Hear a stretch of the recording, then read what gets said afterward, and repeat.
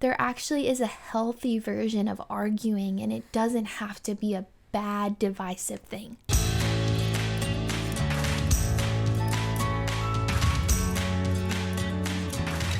What's up, awesome people? I love you so deeply, and I'm so thankful that you have joined us on the Have You Heard podcast.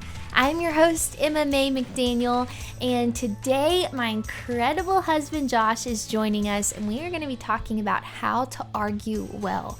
Really interesting topic, but I think all of us are going to learn from it and be blessed by it. So friends, grab your headphones and let's get into the word. Josh, welcome to the podcast. Thank you. It's good to be back. Yes. It's always fun being here. I love it. I think before we even talk about like how to argue well, I think there's a really big elephant in the room of acknowledging the fact that like, why are those two words even put together? Like many people may think, how can you even argue well? Because there's such a negative connotation with the word argue. So I just feel like it would be cool if you kicked us off and talked about how like there actually is a healthy version of arguing, and it doesn't have to be a bad, divisive thing. Yeah. Well, I think it's funny that you'd have to talk about that there is a healthy version of arguing, because that means that the way we just view arguing or just bickering or just whatever between two people is automatically negative. No matter what the way you look at it and no matter the way you put it, we see it as negative. So I think whenever we really take a step back and look at it, I think we realize have to kind of take off a little bit of our own past experience or maybe past knowledge of the word arguing and think, oh wait, okay, why am I arguing? And arguing, I truly believe it's a beautiful thing, because you're able to come together, even in conflict, person to person, and work it out.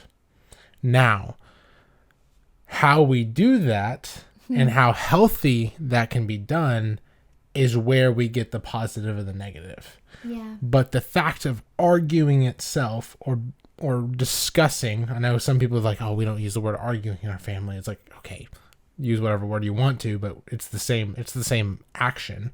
You're coming together as two people with opposite sides, opposite points of views, and you're coming to find middle ground. And how can we do that healthily in a healthy way, I guess I should say, is where we can find the positive aspect of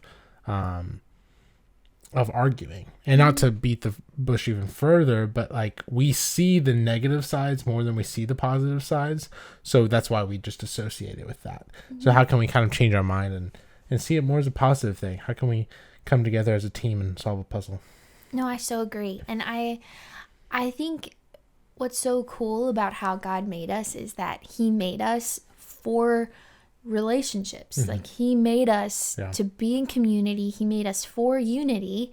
And so I really do think that there can be, I know I've experienced in my own heart, like this fear of conflict, or maybe this like bow up, prove yourself in the face of conflict. Absolutely, pride. Or like in the face of arguing. Yeah. And I think that I love that you said that it can be approached actually in a healthy way and can actually bring people closer together when navigated well. Not all the time, but it can. And I mean, I say that from personal experience. Like I've had, like I said, experience of fear of conflict, but I had this situation with a friend one time where she said something that came across in a really hurtful way to me, but I was like, I don't know if she actually meant it that way. I'm going to go in a big old head spiral if I don't like talk this out and get clarity. And so it was such a fearful thing to approach for me, but I had the conversation with her, and not only did I get clarity from it, but also we ended the conversation with her saying like, Emma, I love you so much more. Like, I feel like our friendship just went deeper because I know that you're willing to talk about the hard stuff with me too. Yeah. Which was such an encouragement to me because, like we're talking about, arguing can sometimes be seen as such a negative thing, but it actually can bring people closer together if approached with maturity and love. I don't even think arguing is unavoidable. Like, we're all created on this side of heaven. So in an unperfect world. We're all created in an unperfect world. And in Psalm 51, it says that we are conceived into sin. So we're all sinful. Everyone before us is sinful. And what we're going to be doing further is sinful. So we have selfish tendencies. But I think, you'll hear couples or you'll hear friends that we never argue. I'm like, you never argue. Yeah, we're so good. We work so good together. And I think that's so funny that you would associate like we don't argue, that we work good together. Mm-hmm. Like, I think it's like, man, I argue, but we argue well. Because if you don't argue, there's someone's not being fully truthful there. Mm-hmm. Now, again, I'm not saying all glory be to arguing. Yeah. But because it should be avoided. Mm-hmm. Like, you can still avoid it prematurely. Yeah. But the fact of the matter is, there will be times that there is disagreement, and how can you come about it in a positive manner in that way? So, Emma, I guess since you asked me a question, I'll ask you a question.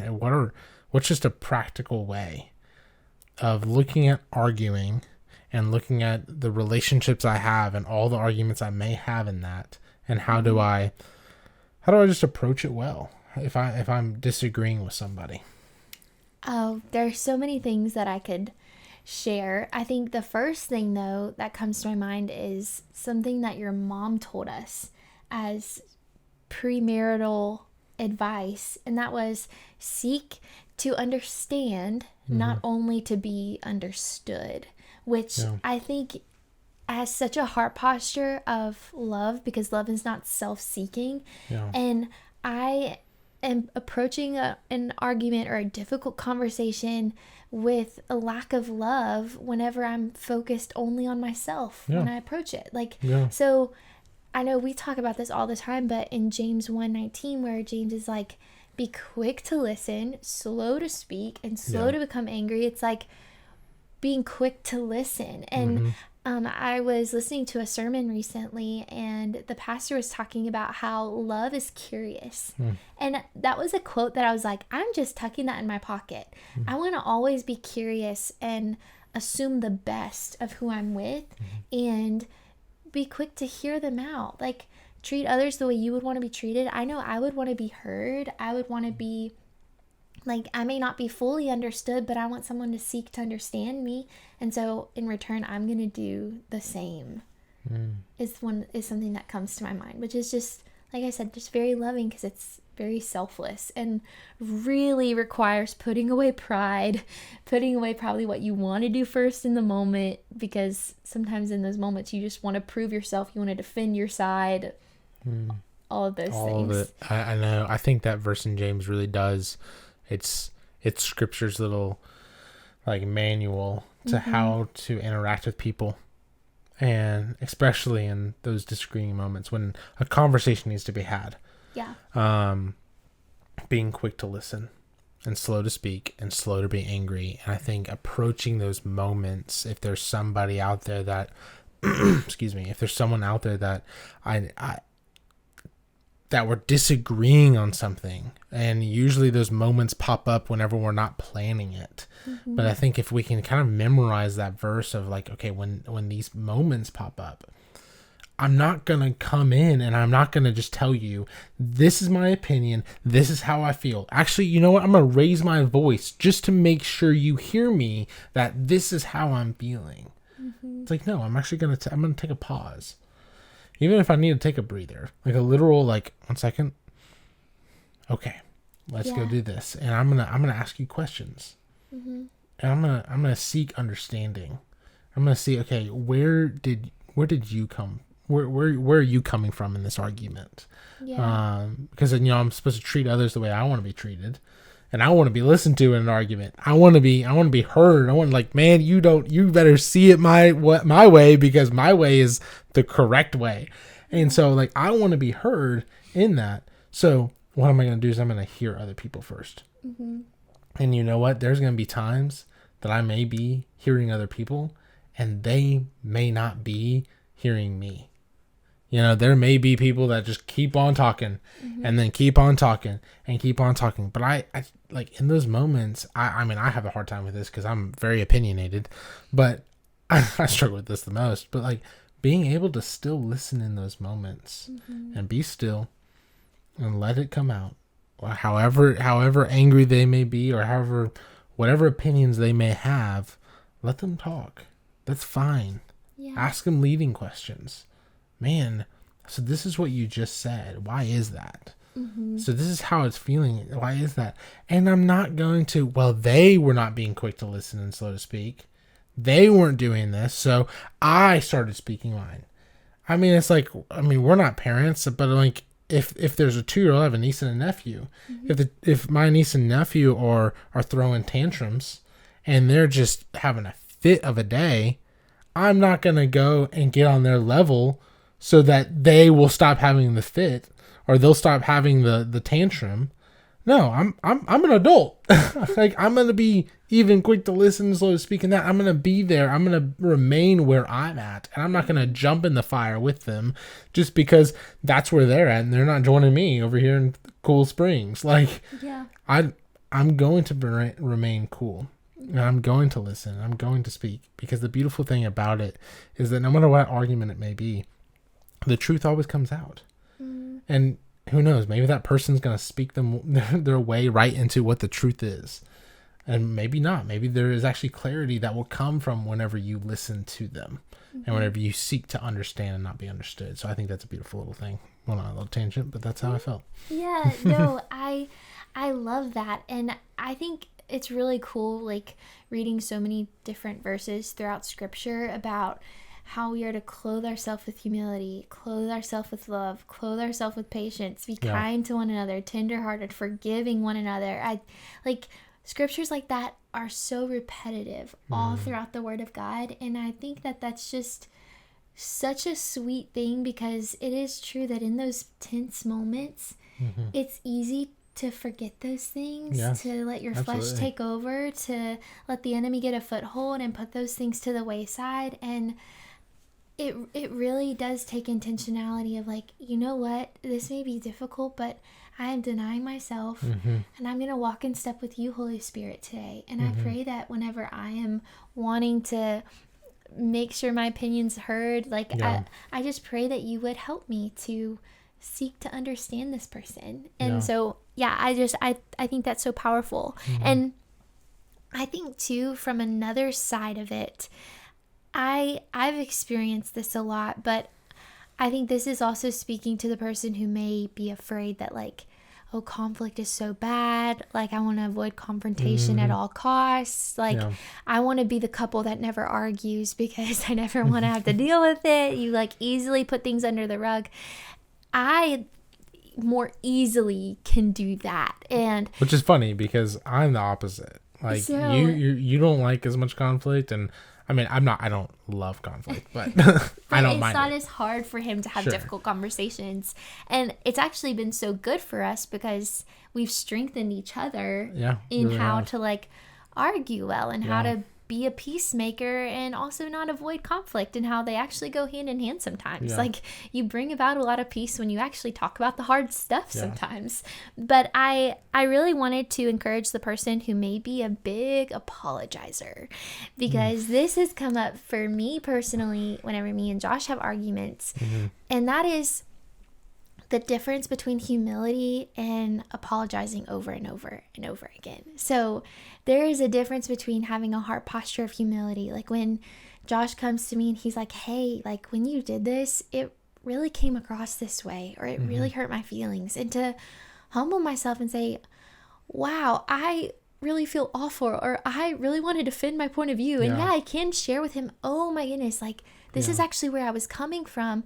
But there is so much beauty about acknowledging, I'm so sorry, or I'm so sorry that made you feel that way.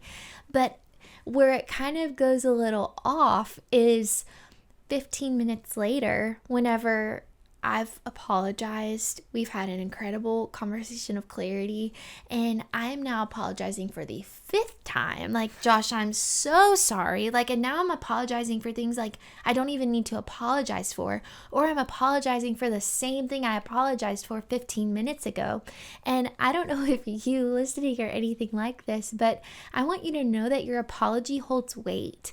And typically, whenever I'm apologizing for the 4th or 5th time, it's coming from a place in me where I am not actually trusting Josh. I'm actually afraid of what he's thinking of me, afraid that he sees me differently, afraid that we're not okay, afraid that his forgive you, like I forgive you, maybe like didn't have as much weight and I need to hear it one more time. And so that is just something really personal from my heart that I've been learning lately, that whoever needs to hear that, I hope it encourages you that like, your apology holds weight, and you don't have to go apologize a 4th or 5th time out of fear. Like, there comes a point where you've apologized and you have to trust your person and say, okay, we've got to move on, because now we're at a point where we're letting the enemy rob our time and we're really wasting time. Yeah.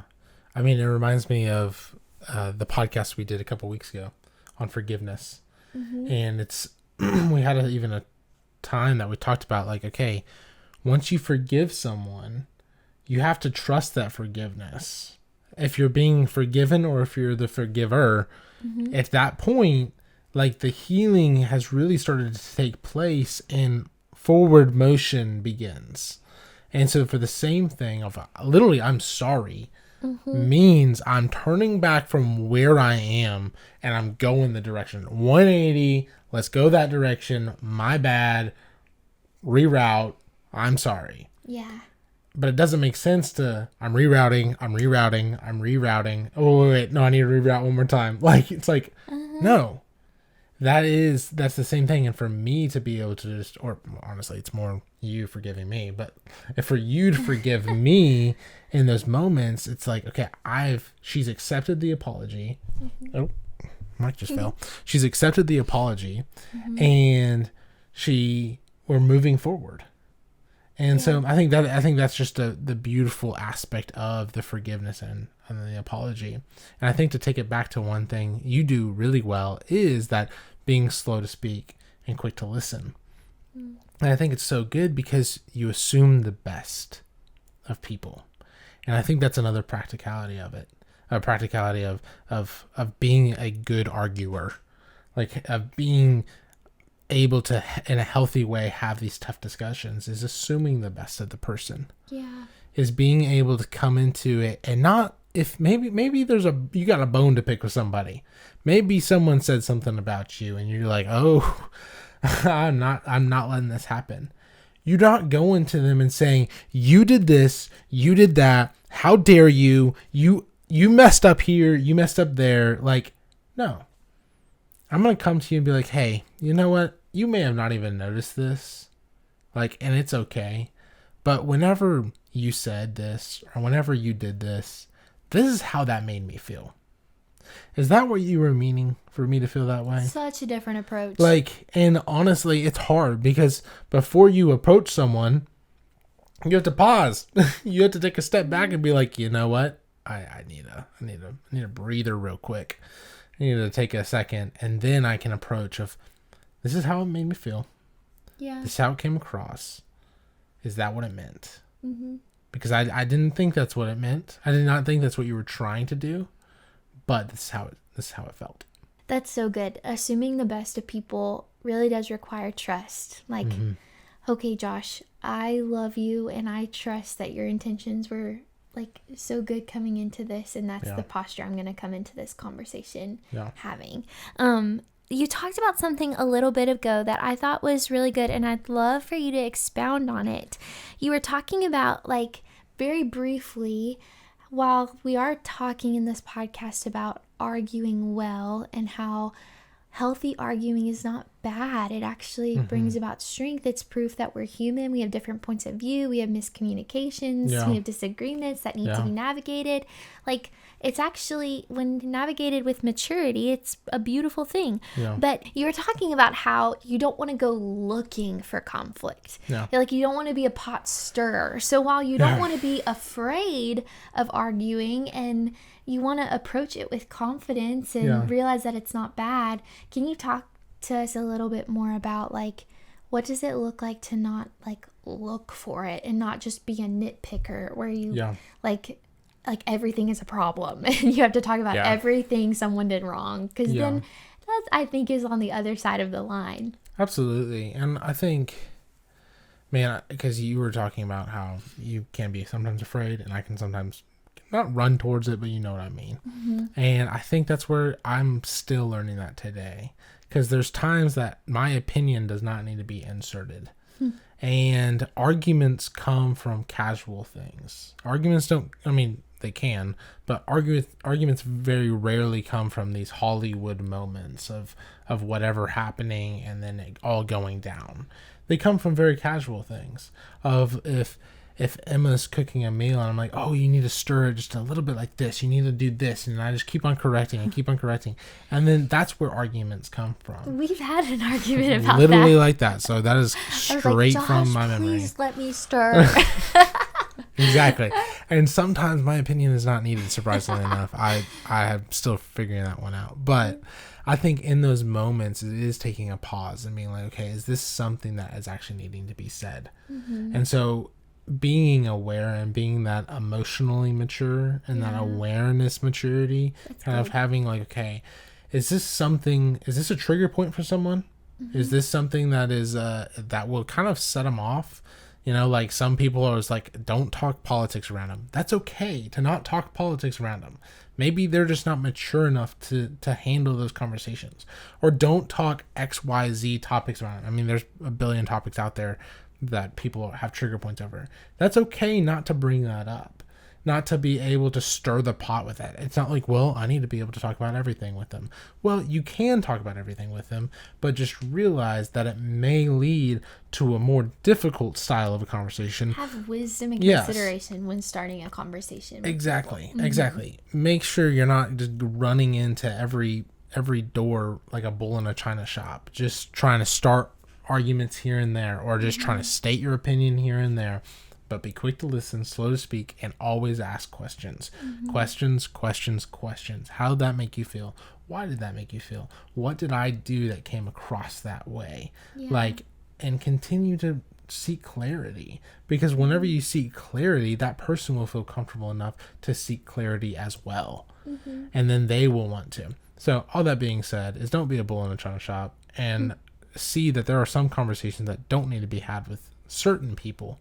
They can still be had, because you can still have tough conversations in hard ways, or in a healthy way. You can have hard conversations, but let's just be smarter. Let's be slower to speak.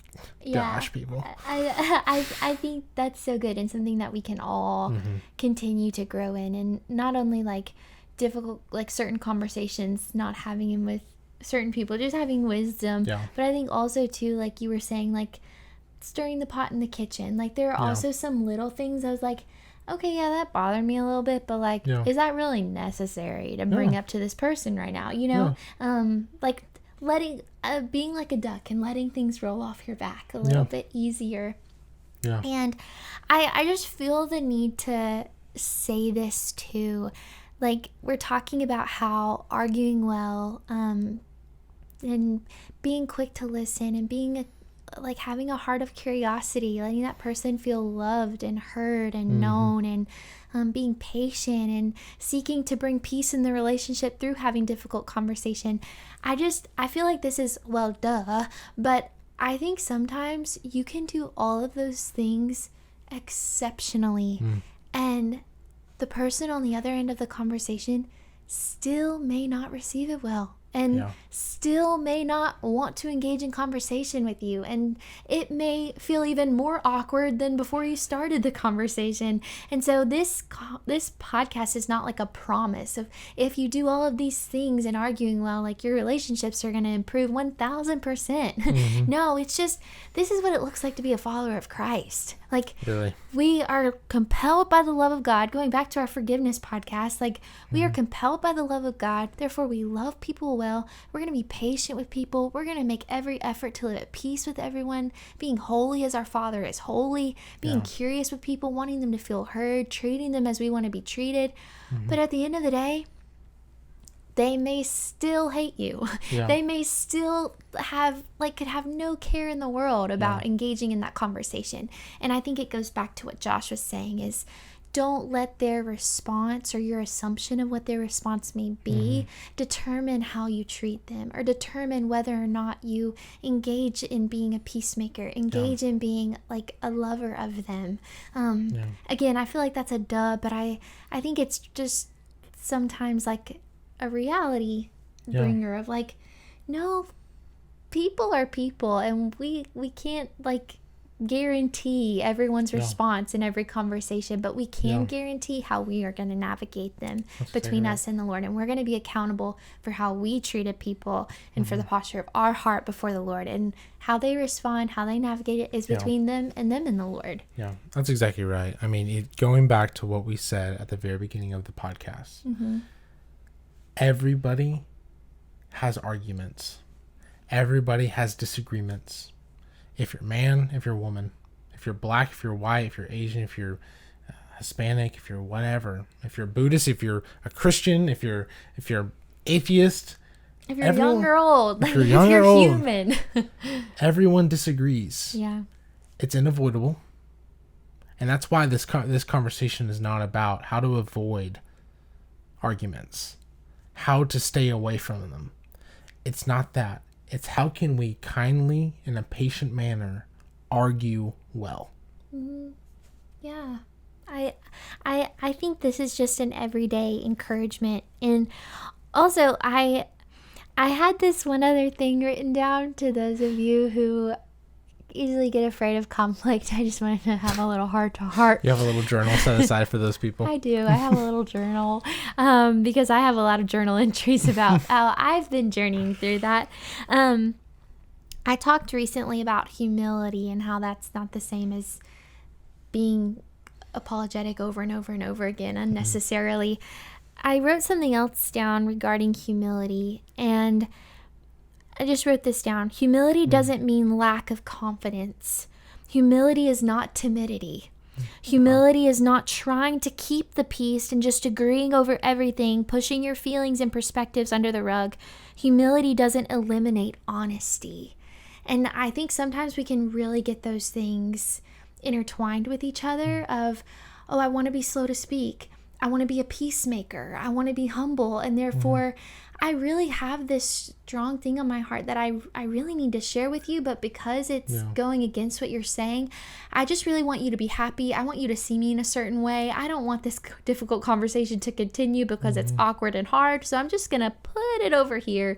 And that's not healthy at all. And I just want to share with you, if you're like on the side of maybe afraid to take that risk and being honest and being vulnerable with your people in those difficult conversations, I just want you to know, like, I'm on the other side of that. And my closest people have told me, Emma, I am so thankful to know what you're thinking. I'm so, like, you just helped the conversation progress forward so much quicker because we're able to have dialogue together. And so I just want to encourage you in that humility is not timidity, and you can be honest with your people, and it's not rude to be honest. Of course, there's a way to communicate it. That's a whole other rabbit trail. But like, humility is confidence. Blessed are the peacemakers. It's different than a peacekeeper. That's exactly right. It's different than a peacekeeper. It's not trying to be this person that's like, it's like a goalie, like a keeper in soccer. I'm trying to keep everything out of this net. And like, no, it's okay. Yeah. But I'm going to be a maker of peace. So it's beautiful. How can we practically do it? I mean, we got to be quick to listen, slow to speak, and slow to be angry. And let us assume the best of people. Let us go and ask questions. Let us go and seek clarity. And let us not tuck away from conflict, but let us also not bull in a china shop into conflict. Let us be wise in our conversations with people. Let us be critical thinkers on how we should have this conversation and how we can go about it. Yeah. You know. Man, I love when you're on the podcast. Me too. Guys, we love you so much and hope that y'all have an incredible week. We hope that this conversation blessed you, got you thinking, and blesses your relationships as well. I love y'all so much, and we'll see y'all next week.